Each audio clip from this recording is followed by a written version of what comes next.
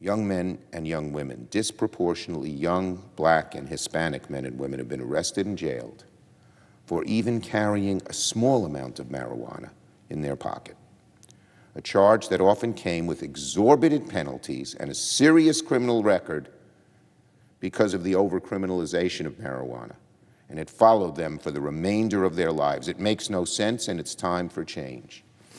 Now is the time for Congress to engage in this debate, update our federal laws to not only reflect popular wisdom, but science, principally to end the prohibition on marijuana at the federal level for the first time in several generations.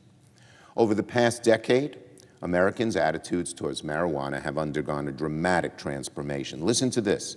Nearly 70% of Americans support legalizing adult use of marijuana. Communities of color have paid such an awful price for the historical overcriminalization of marijuana that we want to make sure that the money goes back to them and doesn't just get, the biggest, strongest banker gets to just scoop it all up. This is going to be a process. This is a draft bill. We intend to show it to all of the stakeholders. We don't have the votes necessary at this point, but we have a large majority of our caucus for it. We're going to show it to the others and say, well, what don't you like? What do you like? And we'll see if we can get the support. But we're going to put our muscle behind it, our effort behind it, and we are going to get this done ASAP. If somebody tries in the Senate to do just a banking bill, they're going to make all the wealth and the money that is going after this already is a multi-billion-dollar industry.